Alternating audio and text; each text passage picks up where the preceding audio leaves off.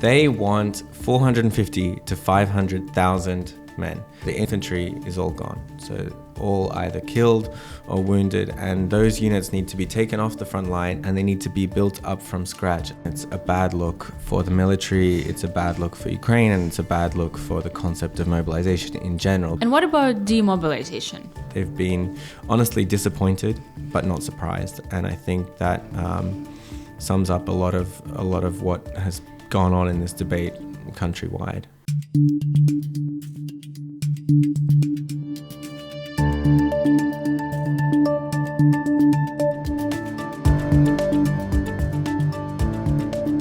Hi everyone, and welcome to This Week in Ukraine, a show where the newsroom of the Kyiv Independent explains Ukraine's biggest events in just under 30 minutes. I'm your host, Anastasiia Lapatina.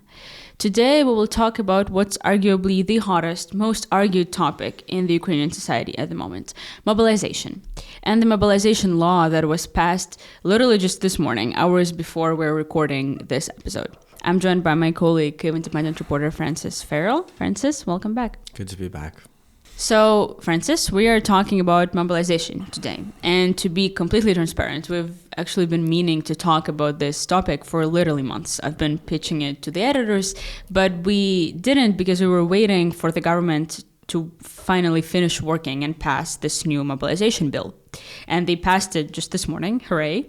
But before we get into actually discussing the bill and what it says, can you just tell us why mobilization is such a hot topic right now? What's so important about this bill and about the topic in general?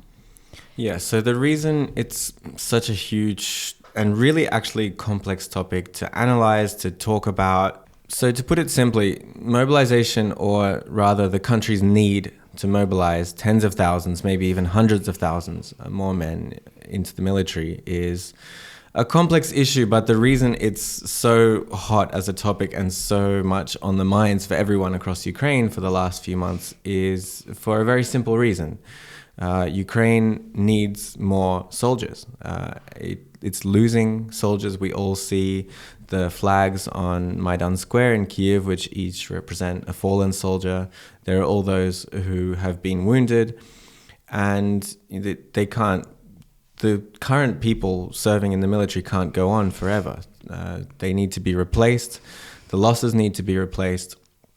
And the people who have been fighting for already some 10 years, some 2 years, also need to see light at the end of the tunnel. And all of those things point to the need to bring lots more people into the military. I still go out to the front lines occasionally, about once a month, and this is a topic that hasn't left the agenda. It's just gotten worse. You know, people don't magically replace losses that brigades incur. And most of the losses, of course, happen in the infantry. So I've heard about units where the artillery is still fine, the drone units are still intact, more or less, because they work further back. The medics are fine, but the infantry is all gone. So all either killed or wounded, and those units need to be taken off the front line and they need to be built up from scratch, and those people need to come from somewhere. So the military's huge need for more manpower on one hand, and the economy, the civilian population already close to, really under pressure, almost close to breaking point, on the other, who doesn't want to provide that, it just increases the pressure. And the place where those two things meet is the legislation around mobilization, and it's the government's willingness and basically their actions in terms of how they actually implement bringing all these people from civilian life into the military. Do we know how many men are actually needed for the military? And also, is there a way to assess whether that number is actually realistic? So yeah, we first started having concrete kind of discussions about how many would be needed in December, when Zelensky gave his big press conference, and that was the first thing he addressed. And it was actually a few days before the first draft law was submitted to Parliament about mobilization. So that's when this discussion all started. And he said at the time, the military, specifically referring to Zaluzhny, the commander-in-chief, with whom relations weren't great already, they want 450 to 500,000 men mobilized. He didn't give a time period. He just say that's how much they want, that's how much they need. It was a bombshell. It was huge. And Zelensky immediately started distancing himself from that figure. And that was one of the first places where we could really see the political trajectories of the military and the civilian leadership of the country, their interests start to diverge, because Zelensky said, well, hang on, you might need that many people, you might say you need that many, but how am I supposed to sell that to the civilian population? How am I supposed to sell that? And how is Ukraine's civilian leadership, both him and the government, voted for by the parliament, to actually enforce that? And so immediately in the press conference, he said, I want to defend civilians a little bit more and remind people that every military serviceman has to be paid for by 6 tax-paying civilians. And you could already see that this is not such a simple game of simply getting as many people you need. Long story short, we can't say yes or no to whether it's realistic, but we know that it's going to be incredibly hard. So as Zelensky said, those people need to be equipped, and those people need to be paid, and those people need to be taken out of the civilian economy and then paid for, if we believe Zelensky's figures, each by 6 civilian taxpayers. And when you consider the demographic situation in Ukraine is already pretty dire, we know that they don't want to mobilize the youngest people, like 18 to 25-year-olds yet, because that's the future of the country. Although some people argue that Ukraine should. It's just, it starts to open some really, really tricky demographic and economic questions for the future. And that's why they've now stepped back on that. Zelensky has repeatedly said, no, he thinks that figure is too much. And then just recently, the military and the defense ministry conducted an audit in which the new commander-in-chief has said, well, I don't think that many will be needed, actually.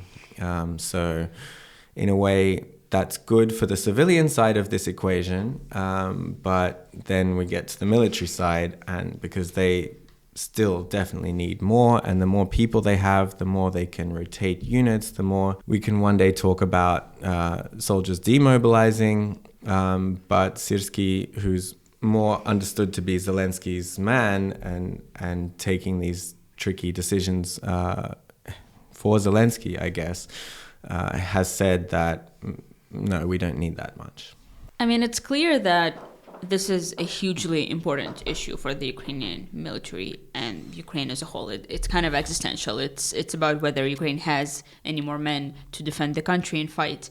But given all of that, it has taken several months, actually, for the government to pass this law from the beginning of when they kind of started talking about the need to make a new one, to make this one.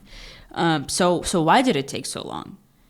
So there are a few things. There were a lot of issues in the initial draft law that immediately lots of people, including the committees who are working on the draft law and including the ombudsman, they said they were problematic. They said they were unconstitutional. They said they offered too many opportunities for corruption, potentially, because we know that there is a fair amount of corruption sometimes in some of the regional recruiting offices. So this was the draft mobilization bill proposed to the parliament several months ago, right? Yeah, that was the first one, still in late December, right after the press conference. But that was eventually returned by parliament to the cabinet of ministers, and they were forced to come up with a new one. I think they had some crazy amount of suggestions and fixes they had to work through, something like hundreds, like more than 400, 500.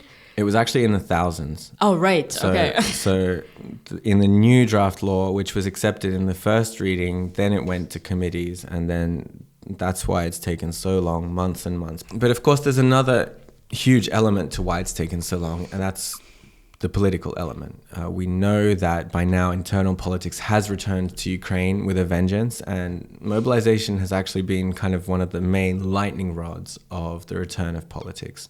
And it actually started not so much between political parties, but between Zelensky and the military. Again, the same internal main core paradox that defines the mobilization issue, that this is what the military needs, this is what the country needs to survive, but this is what the politicians have to do to get it through. And on their side, on the political side, the civilian side, it's obviously extremely unpopular to expand mobilization, to bring young people more in, to introduce maybe electronic registers, which we'll talk about.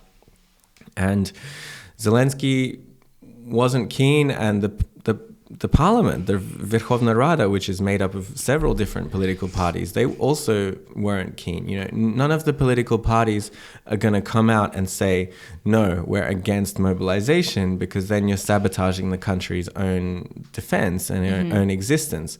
But they all tried to find a way to kind of fight over small things on the periphery. For example, you had one of the main opposition parties, led by former President Poroshenko, was arguing that demobilization should happen after 18 months rather than 36 months.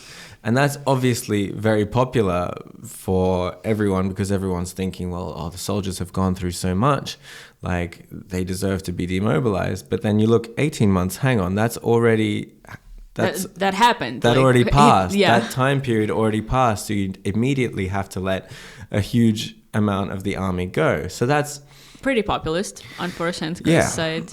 That's just a small example of the kind of political play that's happening. In the end, it is a bit of a ping pong match between a kind of a three-way ping pong match between the president, the parliament, and the military. No one really wanting to take responsibility for measures that are ultimately very unpopular. Okay, so let's get down to the specifics a little bit.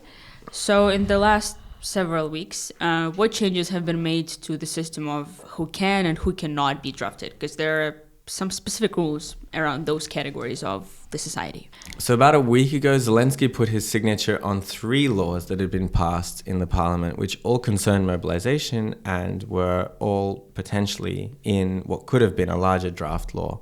But they were for some reason split off. And the first one was the lowering of the conscription age from 27 to 25.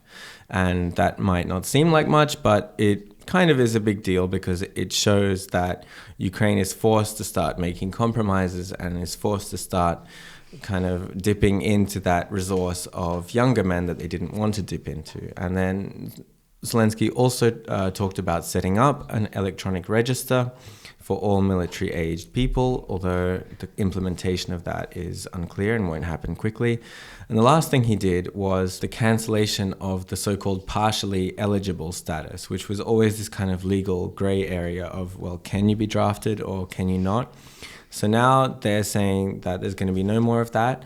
The people who, and this is part of the new law, the people who once held that partially eligible status now all have to go to the medical commission, and they decide, are you eligible or not? Can you just give us an example of who would fall under the status of partially eligible? Well, it kind of concerns people with mild medical conditions, perhaps some kind of disability, asthma, maybe type 2 diabetes, who they wouldn't be great on the very front line, 0 line. They might have issues there, but that shouldn't stop them from doing lighter work, for example. So those people will have to go through the medical commissioner's office again to do all of these checks. Yeah, they have to do it, and other people, there are lots of small provisions about who has to do medical commission again and again, and it's all about data collecting and basically slowly building this unified register of data, which it's easier for them to then pick people to mobilize from. When I saw that specific provision, to be honest, my first thought was that, okay, all of those people who paid money to these infamous medical commissioners' offices that we've actually have a whole investigation about by our colleagues about, the cruelty and corruption within those offices, that all of those people who paid off to, be signed off as non-eligible, they're either going to have to pay again or they're going to be in big trouble. So I don't know. I immediately thought of how corrupt that system has become by now by people who are trying to evade mobilization. Yeah, and that's, again, one of the really uncomfortable aspects of this whole discussion, Yeah. Of course, the corruption that goes into that, because if you do not want to be sent off to the front line, that's one way of kind of solving it, unfortunately. Mm-hmm. Paying off doctors, paying off medical commissioners. It happens at a different rate in different regional kind of military recruitment offices, but it's a thing that happens. And now I think the country realizes that they have to clamp down on that. There was also a bill that said that we can now draft prisoners, right? Yes, except the ones who are there for crimes against the nation or something against the security of the nation. So that's another aspect. That's another separate bill that was passed, not part of the big draft law. But again, it's just one of those things where Ukraine has to expand the legal eligible pool of people where they can get soldiers from. There's another interesting part of this mobilization conversation, and that's about how certain enterprises, businesses, or state institutions can essentially book their employees and basically say that they're not eligible for mobilization, which also caused some controversy in our society recently. Can you just explain for listeners what that concept of booking somebody means? Yeah, so that is a bureaucratic process that leads to the receipt of this kind of exemption letter. That's they call it. That's the literal translation is booking, but it's basically receiving a letter of exemption that you're now safe. And a lot of people, through companies, through businesses, government agencies, even the parliament, the volunteer organizations, for example, they are able through these bureaucratic processes to receive exemption letters for their employees. But at the same time, part of what this process is asking for is for the companies to also help the authorities with the data collection again. So basically providing the authorities with the data of who the military eligible men are in their organization.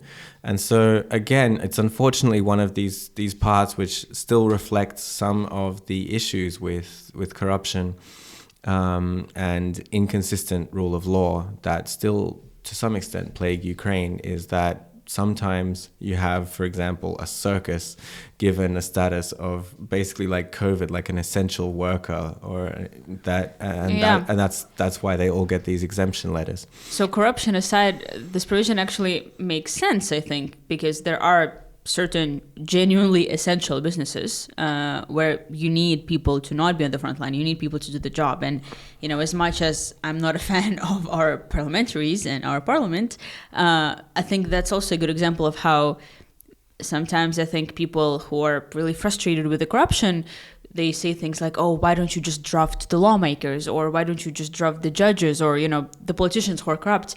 But, in the perfect world, that doesn't really make sense because, they have to do the job of governing the country. So that's why they fall under this protected status. Because, if you draft the entire parliament, who is going to actually pass the mobilization bills and et cetera, et cetera? Yeah, that sounds, okay in theory those are the real essential workers. But again, when you open it up to this kind of gray, blurry understanding of these definitions of who could be essential and who couldn't, that's when things start to change. And I hear the argument made by soldiers quite a lot that, for example, police officers should be much more actively mobilized. They're also state employees, and that goes for other areas of the civilian state. They should lead by example. That's the argument being made. But I can also understand the argument against that because, who's going to protect the streets and do the policing? Yet another really controversial part of this topic, as I've said in the very beginning, it's a hugely controversial issue no matter how you approach it, is that certain lawmakers wanted there to be specific punishments for people who are trying to evade the draft, or, for example, certain men who had the ability to legally leave the country. So, for example, they're taking care of family members, or they have many kids, those groups who can actually leave. Lawmakers still wanted them to basically, show their IDs to the local consulates to say that, if you want to draft me, I'm here, whatnot, again, for data collection purposes. So they wanted there to be punishments in if those men didn't do that, which I think is what got the ombudsman kind of on their toes, because they were suggesting things like not giving those people access to the consulates abroad, potentially restricting banking access, restricting transportation access, like taking your driver's license. So where did this bill land on this issue of like punishing the evaders? Yeah, so as you mentioned, there are two phases, which is very deliberately done. There's the data collection, then there's the actual conscription. And the way they say it is, well, no, we just want you to do your civic duty, let us know who you are and where you are. In case we need to pick you up and take you someplace. Yeah, but that you have to do that. That we're not saying we're taking you away to the trenches straight away, but you need to be on the register. And now there will be punishments, theoretically, for people who still refuse to follow these new rules about getting on that register, about giving them basic data. They say refreshing, updating your latest information about who you are and where you live and so on. And so that can apply to people who are abroad, who are still safe from being taken off into a bus. So yeah, there is a possibility, we don't know how this is going to be enforced yet, but there is a possibility through these provisions that people who are even overseas and who haven't gotten on this register could be deprived of consular services. While in Ukraine, although as far as I know, they didn't actually pass the part about freezing bank assets or something. That was one area where the ombudsman had issues, but the local military recruitment office still has the power, for example, in certain cases, to take away someone's driving license if they don't get on that register. Speaking of, being put on a bus, as you've mentioned, it's an interesting reference, and it refers to all of these scandals that have been happening with the TTK, as we call them, or the territorial recruitment centers. And I want us to spend some time talking about this, because I think the scandals surrounding the work of those centers is really one of the reasons why mobilization is such a hot topic, splitting the society right now. So TTK have been infamous for using quite violent measures in their carrying out of mobilization, just grabbing men with force off the streets, putting them on a bus, as you've said, and taking them off somewhere, and keeping them in these TTK offices for prolonged periods of time. And, on the one side, there is all of this violence that's associated with TTK. On the other side, there is corruption, because there have also been investigations by our colleagues from different newsrooms on how it's actually quite easy to pay those TTK officers off if you want to, evade mobilization. So, they have a really bad reputation, I think, in this country, and they're one of the reasons why the topic of mobilization is so disputed. So can you just talk a bit more about those scandals and how the society has been taking that? It is a very tricky and sensitive issue, and it's a bad look for the military, it's a bad look for Ukraine, and it's a bad look for the concept of mobilization in general. But it's worth adding some caveats that, as with any aspect of this war, if you see one or two videos pop up on social media, that doesn't always describe a systemic practice across the board. And the same goes for corruption stories, but and it's also worth remembering, a lot of people have drawn attention to the threat, and I think in some cases proven instances of this discourse about TTK just brutally dragging people off to war all over Ukraine is really, in a way, serving Russian disinformation narratives. Elon Musk mentions it as well.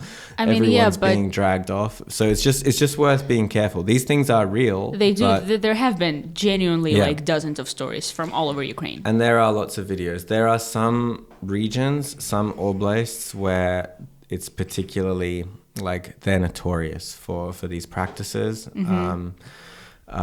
For example, Chernivtsi Oblast, Odessa, and there you have a lot of these Telegram channels where they actually share in real time, where they see the TTK officers in the city handing out notices so that other men can see that and avoid that area. So it's a problem, but it's just worth putting in context. when it comes to like how they act, again, it's a symptom of a system that was not really properly set up legally and practically, and just allowed to kind of get a bit out of control. When you talk about the practices being used, people need to meet quotas on one hand. And sometimes, because it's run by the military, it's run by the armed forces and the defense ministry.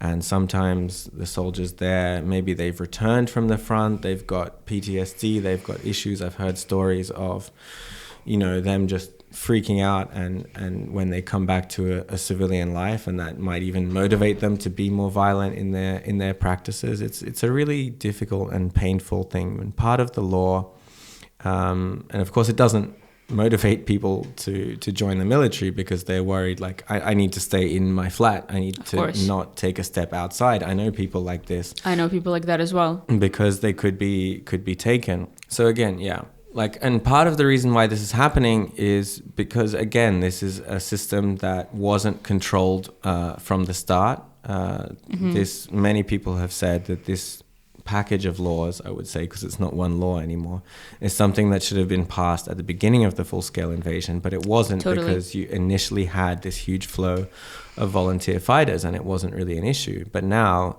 it is. And now, finally, what it looks like, this law could help with that. Of course, it needs a culture change. It needs personnel changes primarily, but this law could help in the sense that it focuses a lot, again, on this data collection aspect first, and really enforcing that, expanding that. So if there's more data, if everything's more done by the book, there's less of a need, hopefully, for recruiters to go out there physically. And if there's less of a need to do that, then there will be less instances where you have those really horrible, violent cases. And what about demobilization, which is actually one of the most important parts of this whole conversation as well, but it's actually not in the bill, as far as I know. So why is that? Yeah, demobilization. I mean, that's almost a whole other topic.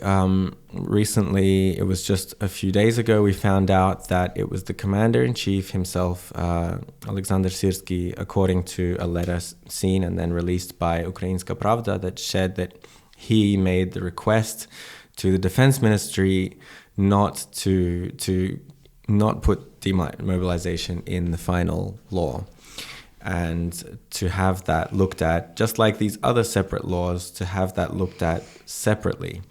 Which can take many months again. Which can and will take many months if it happens at all. Now, when I think about this, I remember back to the press conference of Zaluzhny back in December, which I attended, where he was asked about this. At the time in the draft law, it was 36 months. It was 3 years, which, if you imagine an infantryman in the frontline trench, even 3 years is a very long time. Somewhere in Bakhmut, for example, or that area. Yeah, people will be thinking, okay, that's I have to survive that long, but it's unlikely that I'll get out completely unscathed.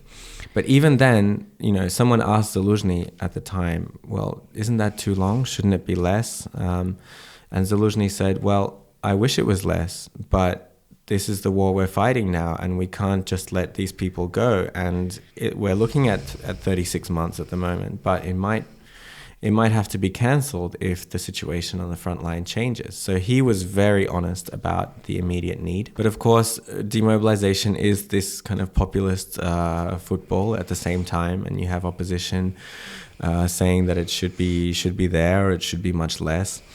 But it goes back to the main problem. It goes back to the problem that Ukraine needs soldiers, and getting new soldiers, as we've talked about, is enough of a huge headache. But even more so, the idea of the time coming when, bit by bit, Ukraine has to legally release all of its most experienced soldiers is a tricky thing to even imagine. And again, it just goes back to this thing being so painful, because and the politicians thinking about the civilian side of things versus the military side of things. But on the military side, the more the military just keeps doing their job and doesn't need more people because they're not being released, the less people need to be brought in from the civilian side. And, you know, it's painful. Soldiers on social media that I know have been talking about it a lot. They've been honestly disappointed, but not surprised. And I think that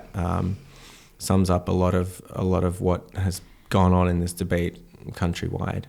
I was going to say, it kind of feels like the law is quite soft in a way that it doesn't enforce any like very deliberate mobilization methods, as in like, here is the provision and here is how we're going to mobilize this amount of men by this date. It doesn't really have that. As you've said, it's more about, you know, data collection and encouragement and things like that. At the same time, it also doesn't have demobilization. So if you're a soldier in the trench who've been there for, I don't know, 2 years and has barely seen their family, their kids, that sucks. Like, that doesn't look good for them. Yeah. It doesn't look like they're going to be rotated anytime soon. I mean, yeah, just to wrap up the whole discussion, when it comes to needing more people, you can have positive motivation, or, you know, where they try and talk about more compensation, more money, which are parts of the draft law, to be fair. And also a big part of positive motivation, and maybe the most important part, would be giving the soldiers an idea of when the end point would be, where the light at the end of the tunnel is, and that was removed. And so it's a very unenviable task, and it's good that we finally reached this point where something has been passed and will be implemented. But overall, yeah, you have to maybe give people more of a reason to not start thinking about hiding in their apartment or escaping the country. But at the same time, they need those people, and they need to expand the levers of the state that are going to get them. Well, Francis, thank you so much. It was very interesting to listen to you, as always. Always a pleasure. Before we wrap up today, we've got a really important update. We're actually putting the production of the podcast on pause. I want to take this opportunity to thank you guys for the overwhelming support that we've received over the past year that we've been doing This Week in Ukraine. We really appreciate all of the feedback, the comments, the likes, the questions that our community has been sending before every single episode. And I'll also encourage you to check out our other formats, including our amazing explainers on our YouTube channel and also on the website, as well as our documentaries done by Kyiv Independent's War Crimes Investigations Unit. We're working on a lot of really good content, so make sure to subscribe to our YouTube channel to stay in the loop on all of the amazing stuff we're going to be putting out in the next months and years. Thank you so much again, and we'll see you soon.